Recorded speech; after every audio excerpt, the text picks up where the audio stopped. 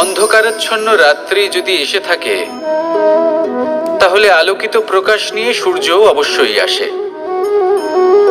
রোগ যদি এসে থাকে, তাহলে তার ওষুধও অবশ্যই আসে। সমস্যা যদি আসে, তাহলে সেই সমস্যার সমাধানও নিজে থেকেই আমাদের কাছে চলেই আসে। এই সংসার, এই জীবনের শুধুমাত্র একটাই নিয়ম আছে, আর তা হলো এটাই: এই সংসার হলো একটা চক্রের মতো। এতে শাশ্বত বলে কিছু নেই, নিত্য বলে কিছু নেই। আর যা কিছুই রয়েছে সব বদলাতে চলেছে। যদি আপনার জীবনে দুঃখ থাকে, সমস্যা থাকে, যদি আপনি বিপদ দ্বারা আচ্ছন্ন, তাহলে মনে রাখবেন সবকিছু বদলে যেতে চলেছে। দুঃখের সময় কাঁদবেন না, মনকে আরো দুঃখী করে তুলবেন না, কারণ এখানে যা কিছুই এসেছে তা যাওয়ার জন্যই এসেছে। তাহলে এত চিন্তা কিসের? আনন্দ সহকারে জীবন যাপন করুন, আর আমার সাথে ভালোবেসে বলুন, রাধা রাধা। যদি কোনো সিংহ বানরের মতো গাছে চড়তে চেষ্টা করে, তাহলে কি হবে?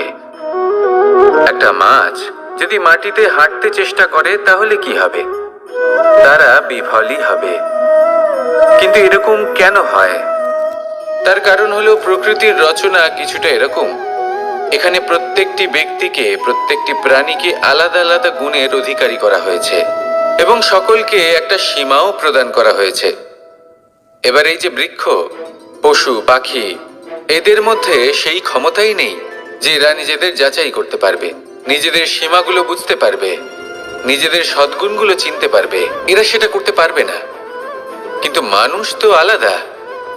মানুষের কাছে সেই বিশেষ শক্তি আছে যে তারা পূর্ণরূপে নিজেদের যাচাই করতে পারবে, নিজেকে পূর্ণরূপে বুঝতে পারবে, নিজের দোষ, নিজের অপগুণ, নিজের সদ্গুণ, নিজেদের সীমাগুলো তারা বুঝতে পারবে। আর এটা অত্যন্ত গুরুত্বপূর্ণ। কথায় আছে যে যদি সাফল্য লাভ করতে হয়, তাহলে নিজেকে যাচাই করে নিতে হবে। তাই নিজেকে যাচাই করুন, নিজের সাথে পরিচিত হয়ে যান, এবং জীবনে কর্ম করতে থাকুন। সাফল্যের শিখরে অবশ্যই পৌঁছে যাবেন। আর ওখানে যদি যান, তাহলে এই মন প্রসন্ন হয়ে অবশ্যই বলবে, রাধা রাধা। বনের মধ্যে যদি আপনি কোনো বিষাক্ত সাপ দেখেন, তাহলে কি করবেন? আপনি তখনই তার থেকে দূরে পালাতে চেষ্টা করবেন। আর এটা কেন করবেন? নিজের রক্ষার্থে। এই কথা আমি নয় মেনে নিলাম, কিন্তু নিজের জীবনে এটা করেন না কেন? আপনি যেখানেই যান, যে স্থানেই যান না কেন, প্রত্যেক সময়, প্রত্যেক মুহূর্তে এমন বিষাক্ত সাপ আপনি অবশ্যই খুঁজে পাবেন। আর সেই সাপ নয় যাদের আপনি বনে খুঁজে পাবেন। এরা হলো সেই সাপ যা আপনাকে পাপ করতে বাধ্য করবে। আপনার অন্তরের বাসনা, ক্রোধ, অহংকার, লোভ, ঈর্ষা, এদের বৃদ্ধি ঘটাবে। দেখুন, বনের এই সাপ আপনাকে একবার ছেড়ে দিতেও পারে, ছোবল নাও মারতে পারে, কিন্তু এই যে পাপরূপী সাপ আছে, তা অবশ্যই ছোবল মারবে। কর্ম যদি করেন, তাহলে অবশ্যই ফল পাবেন। সেই জন্য যখনই কোথাও যাবেন, যদি এমন কাউকে দেখেন, যদি এমন কিছু দেখেন যে আপনাকে পাপ করতে বাধ্য করছে, তাহলে সেই মুহূর্তে সেখান থেকে পালিয়ে যান। যেমন বনের সাপ দেখে আপনি পালাতে থাকেন। সৎকর্মের রক্ষা অত্যন্ত আবশ্যক। আসুন আর আমার সাথে ভালোবেসে বলুন, রাধা রাধা।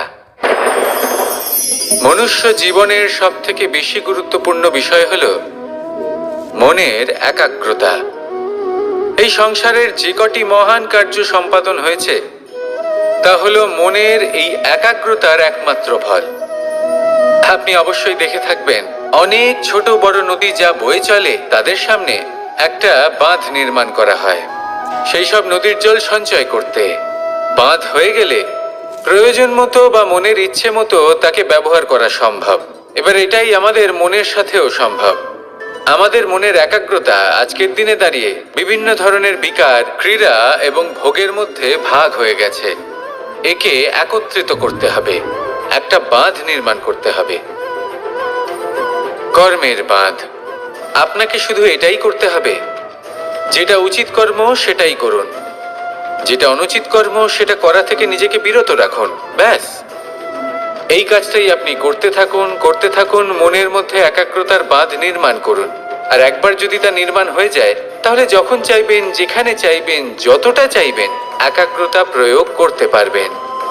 আর একবার যদি আপনি এটা শিখে যান, তাহলে এই সংসারকে বদলে ফেলার মতো কাজ আপনি করতে পারবেন, সমাজকে শোধরাবার মতো কাজ করতে পারবেন। তাহলে এই মনকে একাগ্র করুন আর আমার সাথে ভালোবেসে বলুন, রাধা রাধা। আমরা সবাই ফল খাই, কিন্তু আমাদের সেই ফলই প্রিয় হয় যে পরিপক্ক হয়ে ওঠে, যেটা নম্র হয়, আর যে ফল অনেক বেশি মিষ্টি আর সুস্বাদু হয়ে থাকে, যাদের রঙে বাহার দেখা যায়। সেইভাবে জীবনে আমরা নানান মানুষের সাথে পরিচিত হই, কিন্তু সেই মানুষই আমাদের মন ছুঁয়ে যায় যারা বিনম্র স্বভাবের, যাদের বাণী খুব মধুর, যাদের অন্তরে আত্মবিশ্বাসের একটা তেজ, একটা রং দেখা যায়। এবার এমন ব্যক্তি আমরা কি করে হব?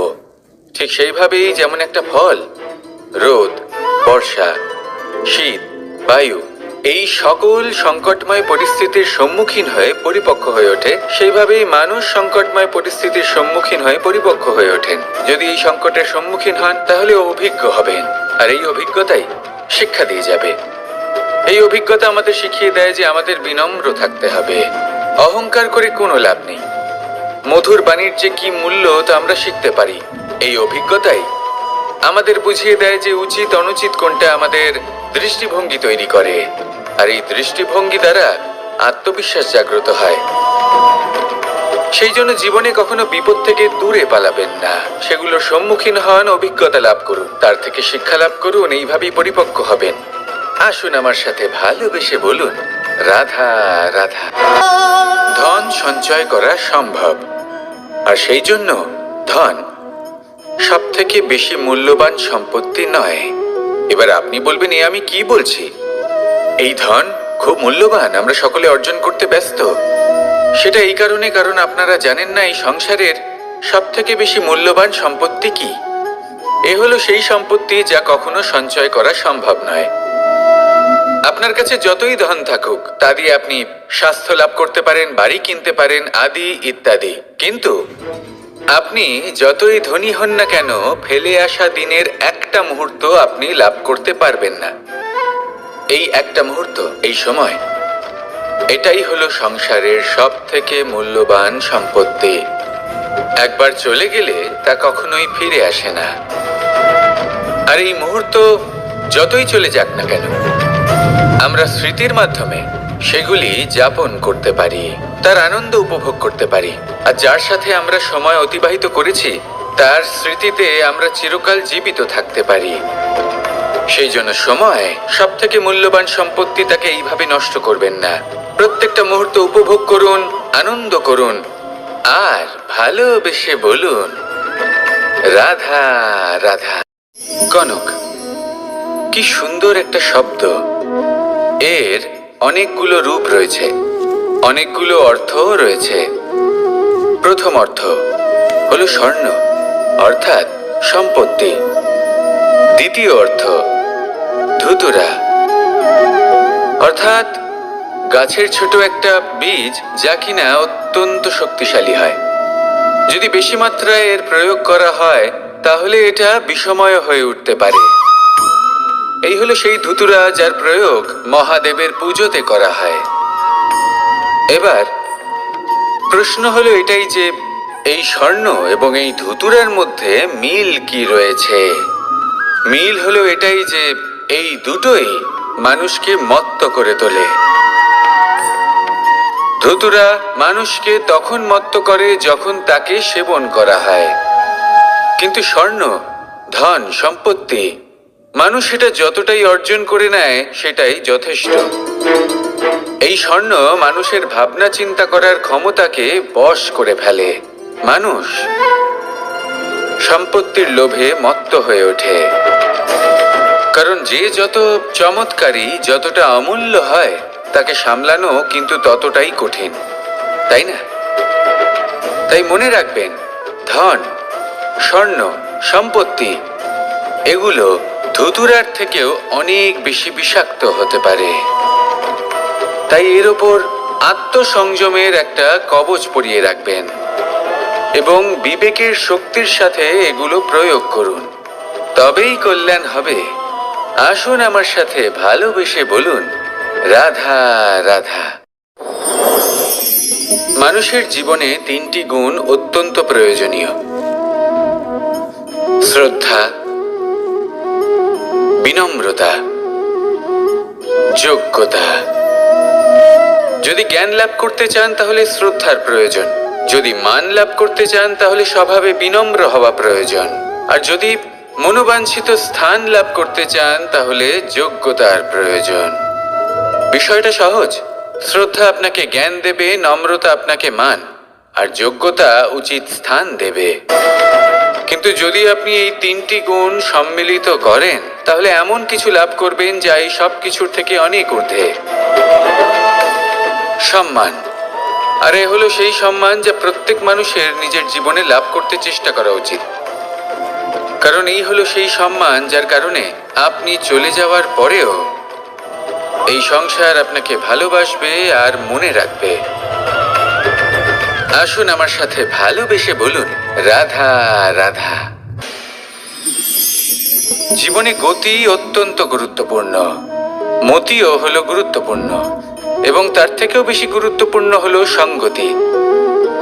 একটা জলের ফোঁটা, তার মধ্যে গতি থাকে, প্রকৃতির মধ্যে তা লাভ করার ইচ্ছে নিহিত থাকে, কিন্তু এই যে সঙ্গতি তা নির্ধারিত করে যে এই জলের ফোঁটা ঝিনুকের মুখে পড়ে মুক্তোতে পরিণত হবে নাকি বিষাক্ত সাপের মুখে পড়ে বিষে পরিণত হবে। এবার দেখুন, এই জঞ্জাল স্বর্ণকারের দোকানের সামনেও থাকে এবং জঞ্জাল একজন ব্যবসাদারের দোকানেও থাকে, কিন্তু জঞ্জাল যা স্বর্ণকারের দোকানে থাকে তা ব্যবসাদারের দোকানের জঞ্জালের থেকে অনেক বেশি মূল্যবান, কারণ তার মধ্যে সোনার কণার সঙ্গতি থাকে। সেই জন্য জীবনে সঙ্গতির উপর বিশেষ গুরুত্ব দেবেন। যেমন সঙ্গতি তেমনই আপনি হবেন। আসুন আমার সাথে ভালোবেসে বলুন, রাধা রাধা। প্রত্যেক প্রাণী ভালোভাবে জীবন যাপন করতে চান, এটা তাদের স্বভাবে আছে এবং ভাবাটা অনুচিত নয়। কিন্তু একটা ভালো জীবনের গুরুত্বপূর্ণ অংশ কোনটা? বসবাসের স্থান, সেই স্থান যেখানে আমরা জীবন অতিবাহিত করি। এবার মানুষ ভাবতে পারেন যে একটা ভালো বাসস্থানের অর্থ কি? সেই স্থান যেখানে সহজে জল পাওয়া যায়, যেখানে শুদ্ধ বায়ু পাওয়া যায়, যেখানে আনাজ উৎপন্ন হয়। এটা জীবনযাপনের জন্য পর্যাপ্ত বটে, কিন্তু ভালো জীবনযাপনের জন্য আরো একটা কথা আপনাকে বুঝতে হবে। সাধু, জ্ঞানী, পণ্ডিত ব্যক্তি, এই সকল মহাপুরুষ, এনাদের যে বাসস্থান তা অত্যন্ত বিশেষ হয়। এখানে এক ধরনের বিশেষ ইতিবাচক শক্তি থাকে, এমন একটা স্থান যেখানে দেবতারাও বিচরণ করেন। জীবন আমরা সবাই যাপন করি, কিন্তু জীবনের উদ্দেশ্য শুধুমাত্র জীবন যাপন করা নয়। জীবনের উদ্দেশ্য হলো মুক্তি লাভ করা। আর এই সকল সাধু, জ্ঞানী, পণ্ডিত ব্যক্তি, এই সকল মহাপুরুষ আপনাকে মুক্তির পথে নিয়ে যেতে পারেন, কারণ এরা হলেন সেই মহাপুরুষ যারা নিজেদের অন্তরের বিকার, অহংকার, ক্রোধ, বিদ্বেষ এই সকল দোষগুলিকে ত্যাগ করেছেন, এদের উপর বিজয় লাভ করেছেন। এমনই একজন ব্যক্তি আপনাকে মুক্তির পথে নিয়ে যেতে পারে। প্রয়োজন হলো শুধুই এনাদের চিনতে পারা, এদের কথা বুঝতে পারা এবং এদের দেখানো পথে চলা। যদি আপনি এটা করতে পারেন তাহলে এই মন প্রফুল্ল হয়ে বলবে, রাধা রাধা। আমি এখানে একা এই বনে বসে আছি, বাঁশি বাজাচ্ছি। কার জন্য? কে আছেন এখানে? কেউ নেই। আমার প্রজা, আমার রাজ্য, আমার পরিবার আমার থেকে অনেক দূরে আছেন। আমি এখানে একা এই বনে বসে এই আকাশের এই রঙের, গাছের এই সব ফলের, মাটির সুবাসের আনন্দ উপভোগ করছি। কেন? আমি হলাম দ্বারকাধীশ। এমন কি রাজকীয় বা ভৌতিক সুখ রয়েছে যে আমি ওখানে পেতে পারি না? সবকিছুই পেতে পারি, তাও এখানে বনে একা বসে আছি। কোন সুখ খুঁজে চলেছি? একা থাকার সুখ। আমরা প্রত্যেকদিন অনেক মানুষের সাথে, চিন্তাধারার সাথে, কর্মের সাথে, পরিস্থিতির সাথে, সুখ দুঃখের দ্বারা বেষ্টিত থাকি। জীবনের এই চক্রে আমরা জড়িয়ে পড়তে থাকি। যতই আমরা এই সমস্যার সমাধান করি, আমরা ততই এতে জড়িয়ে পড়ি। আমরা এতটাই জড়িয়ে পড়ি যে যখন আমরা আয়নায় নিজেদের দেখি, তখন আমরা নিজেদের চিনতেই পারি না। এমন মনে হয় যেন আমরা নিজেদের হারিয়ে ফেলেছি। সেই জন্য প্রত্যেক দিন আপনি কিছু সময় নিজের সাথে কাটান একান্তে। এটা অত্যন্ত আবশ্যক। নিজের অস্তিত্বের গভীরে গিয়ে দেখতে শিখুন, নিজেকে বুঝুন। অদ্ভুত শান্তির অনুভূতি হবে। যেমন এই বায়ু, এই বৃক্ষ, এই পুষ্প, এই নিসর্গ, এদের মতো আপনিও কখনো একলা হতে শিখুন। কখনো নিসর্গের একটা অংশ হয়ে দেখুন। এই মন প্রসন্ন হয়ে বলবে, রাধা রাধা। ওমা, এ কি? আমি কখন থেকে এখানে অপেক্ষা করছি, হাত পেতে দাঁড়িয়ে রয়েছি যাতে একটা ফল আমার হাতে এসে পড়ে এবং সেটা আমি খেতে পারি। কখন থেকে অপেক্ষা করছি, কিন্তু সেটা হচ্ছেই না। এবার আপনি বলবেন যে এসব কি বলছি, এ কি অদ্ভুত কথা বলছি। যদি ফল খেতে হয় তাহলে আমাকে বৃক্ষে চড়তে হবে, ফলের কাছে পৌঁছতে হবে, তবেই তো ফল পাবো। এবারে এটা অত্যন্ত সহজ ব্যাপার, কিন্তু এই বিষয়টা আপনি নিজের জীবনের প্রসঙ্গে ভেবে দেখুন। লক্ষ্য কোথায় আছে আপনি জানেন, সেই লক্ষ্যে পৌঁছানোর পথ কি সেটাও আপনি জানেন, সেই পথে চলার ক্ষমতাও আপনার রয়েছে, কিন্তু তাও আপনি নিজের লক্ষ্য লাভ করতে পারছেন না। কেন? কারণ আপনি অপেক্ষা করছেন যে লক্ষ্য আপনার সামনে চলে আসবে, কিন্তু তা হয় না। লক্ষ্য সে যাই হোক না কেন, ধন হোক, প্রেম হোক, কোনো সম্মান হোক বা মোক্ষ হোক, যদি আপনি তার দিকে অগ্রসর না হন তাহলে ফল প্রাপ্তি অসম্ভব ব্যাপার। তা কোনোদিনই হবে না। সেই জন্য আপনার চোখের সামনে আপনি যদি নিজের লক্ষ্যকে দেখতে পান, তাহলে উঠুন এবং সেই দিকে অগ্রসর হতে শুরু করুন। নিজের অন্তরের সকল অশুভ গুণ দূর করুন, অলসতা ত্যাগ করুন, অজ্ঞানতা ত্যাগ করে দিন এবং চলতে থাকুন। অবশ্যই মনোবাঞ্ছিত ফল লাভ করতে পারবেন। মনে রাখবেন, চলতে থাকলে তবেই লক্ষ্য প্রাপ্তি হবে। অপেক্ষার দ্বারা শুধুমাত্র মৃত্যু লাভ হবে। আসুন আমার সাথে ভালোবেসে বলুন, রাধা রাধা। আমি দ্বারকাধীশ এবং আমার সভাতে বিভিন্ন সময় বিভিন্ন ধরনের মানুষ আসেন, নিজেদের দাবি নিয়ে, নিজেদের ইচ্ছে নিয়ে। কখনো কেউ ভোজন চান, আবার কখনো কেউ ওষুধ। কখনো কেউ বস্তু চান, কেউ আবার চান বস্ত্র।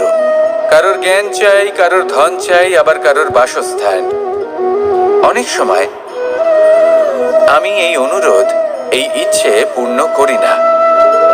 এবার আপনি এটা ভাবতেই পারেন যে কৃষ্ণ তো তাহলে লোভী, ওর কাছে তো সবকিছুই রয়েছে, তারপরেও সে নিজের প্রজার ইচ্ছে পূর্ণ করে না, তাদের সমস্যাগুলি বুঝতে পারে না, তাদের সুখ স্বাচ্ছন্দ্য প্রদান করে না। আসল সত্য হলো এটাই যে কোনো সবল ব্যক্তি, যে কোনো গৃহস্থ ব্যক্তি যে কাজ করতে সক্ষম, তার পরিশ্রম দ্বারাই নিজের প্রয়োজনগুলি এবং ইচ্ছেগুলি পূরণ করা উচিত। এটা অত্যন্ত প্রয়োজনীয়।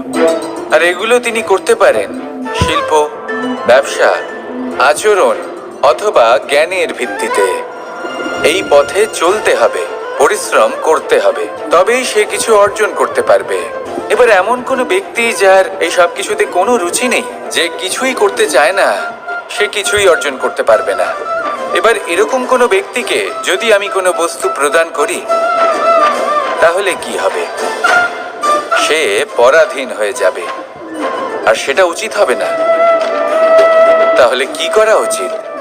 তাকে পথ দেখানো, তাকে বোঝাতে হবে যে কোন পথে চলে তুমি নিজের লক্ষ্য প্রাপ্ত করতে পারবে।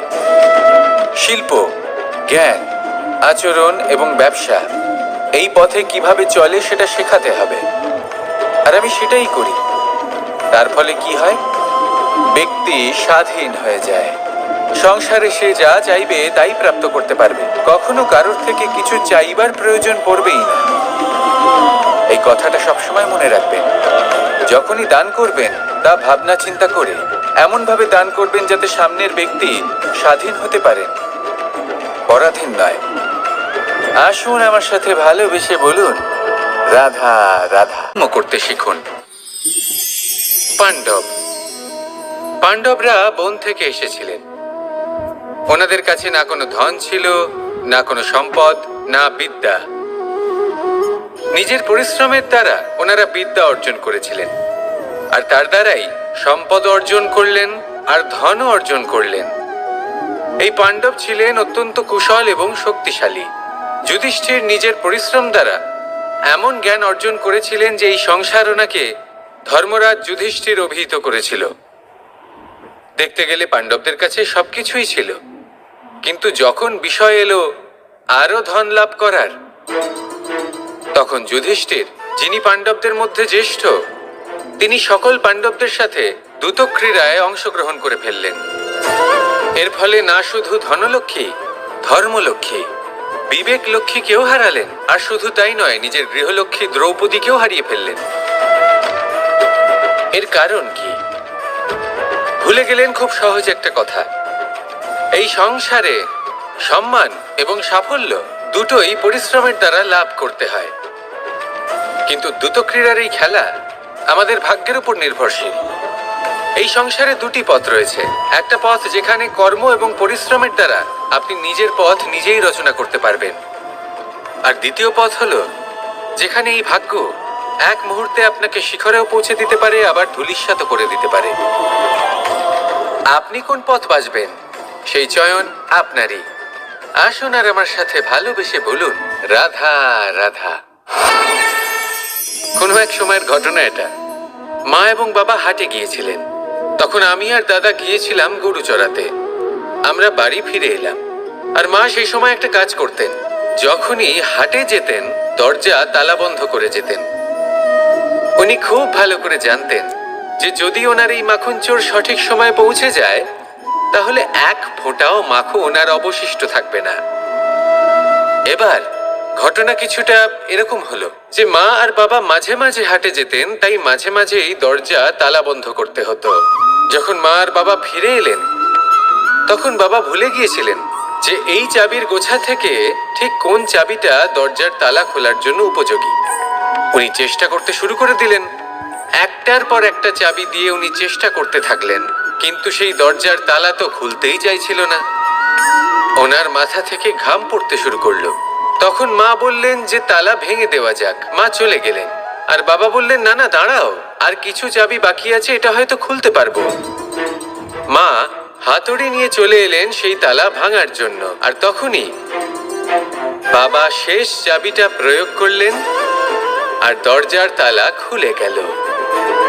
যদি উনি চেষ্টা না করতেন তাহলে এই তালাটাও ভেঙে যেত আর চাবিটাও নষ্ট হয়ে যেত, ঠিক কিনা? এবার এই ঘটনাটা আমি দেখেছিলাম, আর আমার মনে হলো যে কখনো কখনো এই চাবির গোছার মধ্যে থেকে শেষ চাবিটাও কিন্তু জীবনের দরজা খুলে দিতে পারে। সেজন্য আপনি যদি জীবনে সাফল্য লাভ করতে চেষ্টা করেন, নিজের লক্ষ্যে পৌঁছতে চান, তাহলে হার মানবেন না। হয়তো দেখবেন আপনার পরবর্তী প্রচেষ্টা বা এই অন্তিম প্রচেষ্টা আপনাকে সাফল্যের পথে নিয়ে গেল। তাই নিরন্তর প্রচেষ্টা করতে থাকুন, জীবনে সাফল্য লাভ করুন। যজ্ঞের আগুনকে শুভ বলে মনে করা হয়, আর সেখানেই চিতার আগুনকে অশুভ মনে করা হয়। এমনটা কেন হয়? এখানে বিষয়টা হলো লক্ষ্য, বিচার এবং সঙ্গের। যখন আমরা যজ্ঞ করি তখন আমাদের লক্ষ্য কি হয়? পরিবেশকে আরো পবিত্র করে তোলা, ইতিবাচক করে তোলা। আমাদের লক্ষ্য শুভ হয়। তারপরে আসে বিচার। এই পরিস্থিতিতে সেই বিচার হলো অগ্নি। স্ফুলিঙ্গ থেকে তীব্র আকার ধারণ করে সমস্ত কাঠকে পুড়িয়ে দেয় এবং সুগন্ধ ছড়িয়ে দেয়। অর্থাৎ যদি আপনার লক্ষ্য শুভ হয় তাহলে তার নিজেই শুভ বিচারধারাকে আমন্ত্রণ জানায়। এই শুভ বিচার তখনই আসবে যখন আপনার সংকল্প শুভ হবে। অন্যদিকে হলো চিতার আগুন। এর লক্ষ্য কি? একটা দেহকে পরধামে পৌঁছে দেওয়া। সবার শেষে সবকিছু আপনার উপরে নির্ভরশীল যে আপনি কোনটা চয়ন করতে চান। আপনার লক্ষ্য যদি শুভ হয় তাহলে আপনার বিচার এবং সঙ্গতি আর তার পরিণাম সবই শুভ হবে। আসুন আর আমার সাথে ভালোবেসে বলুন, রাধা রাধা। এই সংসারের প্রত্যেক বস্তুর, প্রত্যেক পরিস্থিতির, প্রত্যেক আবেগের দুটি দিক আছে। এর মধ্যে পার্থক্য করা সম্ভব শুধুমাত্র দৃষ্টিভঙ্গির দ্বারা। যদি কোনো ব্যক্তি পর্বত শিখরে দাঁড়িয়ে থাকেন তাহলে উনি এটাই দেখতে পাবেন যে এই জলের ধারা সমুদ্রের দিকে বয়ে চলেছে। আরেক ব্যক্তি যিনি সমুদ্রের কাছে দাঁড়িয়ে আছেন তার এটাই মনে হবে যে এই জলের ধারা সমুদ্রের দিকে আসছে।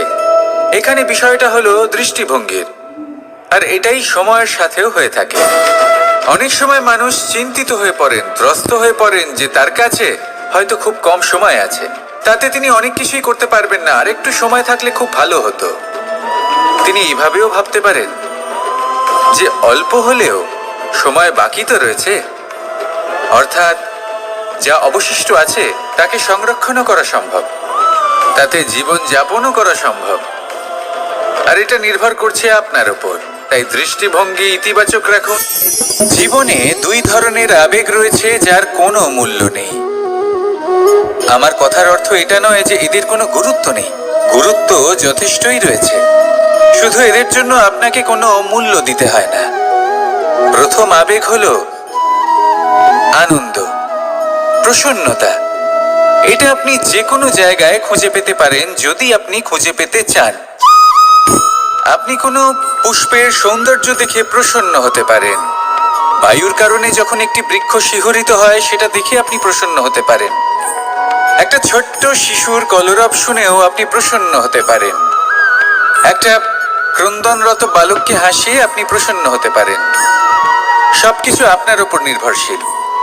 সেখানে আরেকটি আবেগ হলো দুশ্চিন্তা। মানুষ বড়ই দুশ্চিন্তা করতে থাকে। আজ আমি এই কাজ করেছি, সেই বিষয়ে চিন্তা। আজ আমি এই কাজ করতে পারিনি, সেই বিষয়ে চিন্তা। কাল আমাকে এই কাজ করতে হবে, সেই নিয়ে চিন্তা। আমি কি সেই কাজটা করতে পারবো, সেই বিষয়েও দুশ্চিন্তা। চিন্তা সর্বত্র রয়েছে, যার জন্য মূল্য দিতে হয় না। যত চান আপনি একত্রিত করতে পারেন। একটা গুরুত্বপূর্ণ কথা মনে রাখবেন, প্রসন্নতা জীবনের একটা নতুন সূত্রপাত। সেখানে দুশ্চিন্তা হলো জীবনের চিতার সমান। এবার এই দুটি আবেগ হলো মূল্যহীন, দুটোই আপনার সামনে আছে। কোনটা চয়ন করবেন আপনি, দুশ্চিন্তা নাকি প্রসন্নতা? সিদ্ধান্ত আপনারই।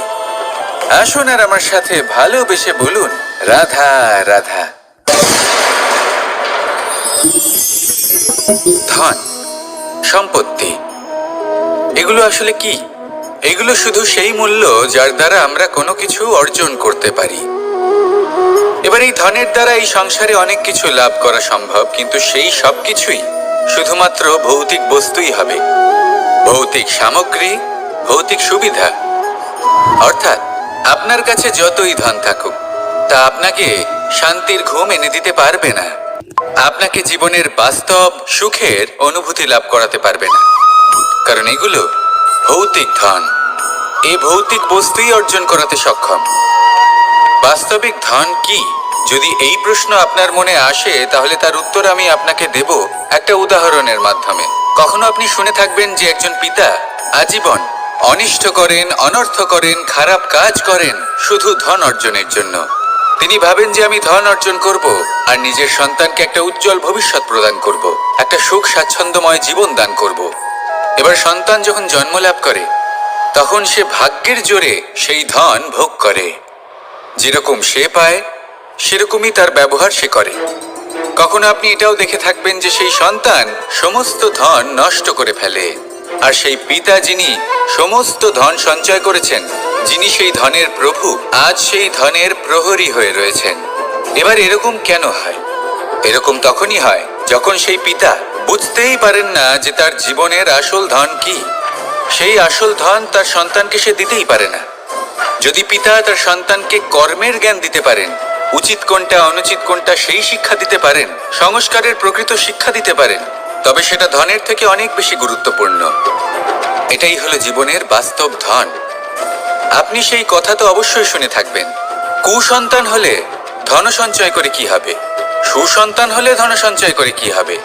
সন্তান যদি কুপুত্র হয় তাহলে সব নষ্ট করে ফেলবে, আর সন্তান যদি সুপুত্র হয় তাহলে ধন থাকুক না থাকুক সে নিজেই কর্মের পথে অগ্রসর হয়ে ধন অর্জন করবে আর নিজের জন্য এক উজ্জ্বল ভবিষ্যৎ গড়ে তুলবে।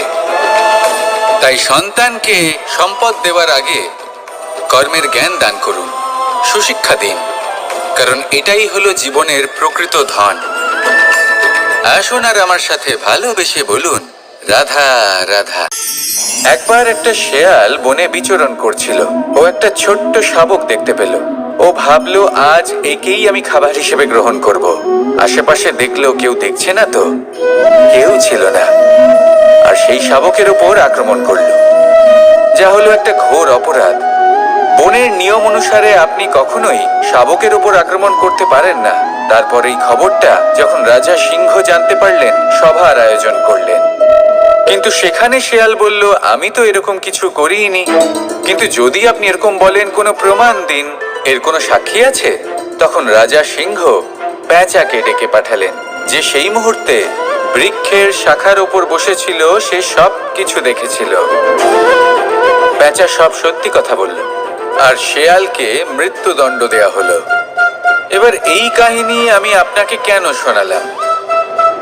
কারণ মানুষও কখনো কখনো এরকম কর্ম করেন যা শিয়াল করেছে। এটা ভাবেন কেউ দেখছে না, যখন আমি অনুচিত কর্ম করতেই পারি। কিন্তু না, আপনি যাই করুন না কেন, কেউ না কেউ অবশ্যই তা দেখছে। কোনো ব্যক্তি না হলেও কোনো প্রাণী, না হলে কোনো যক্ষ বা দেব বা প্রেত। যদি এনারা কেউ না দেখেন, তাহলে ধরিত্রী মাতা দেখেন, যেখানে দাঁড়িয়ে আপনি সেই কর্ম করছেন, তাই না?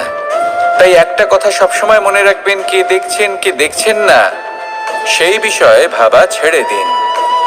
এটা খুব সহজ কথা। আপনি যদি উচিত কর্ম করেন, উচিত ফল পাবেন। যদি অনুচিত কর্ম করেন, তাহলে আপনি অনুচিত ফল অবশ্যই পাবেন। সেই জন্য উচিত পথে চলতে থাকুন, উচিত কর্ম করতে থাকুন, আর আমার সাথে ভালোবেসে বলুন, রাধা রাধা। আমরা সবাই জীবনে নিজের জন্য সবচেয়ে ভালোটাই চাই, সবচেয়ে ভালো সুবিধে পেতে চাই, সবচেয়ে বেশি সম্মান পেতে চাই। কিন্তু সবার পক্ষে এই সব পাওয়া কি সম্ভব? হ্যাঁ, নিশ্চয়ই। শুধু একমাত্র বাধা সময়। আমাদের জীবনের কোনো স্থায়িত্ব নেই। তাই যদি সময়ের সদ্ব্যবহার করেন, তাহলে একটু সুবিধে হতে পারে। এবারে দেখুন, যাদের সবসময় স্বপ্ন দেখতে ভালো লাগে, তার জন্য রাত্রি কম পড়ে যায়। আর যারা স্বপ্ন পূরণ করতে চান, তাদের জন্য দিন কম পড়ে যায়। যারা সম্মান পেতে চান, তাদের জন্য সব সময় পরোপকার কম পড়ে যায়। আর যারা জ্ঞান অর্জন করতে চান, তাদের জন্য মনোসংযোগ। জীবনে যদি নিজের লক্ষ্যে পৌঁছতে চান, তবে সময়ের বিভাজন আপনাকে ঠিক করতেই হবে।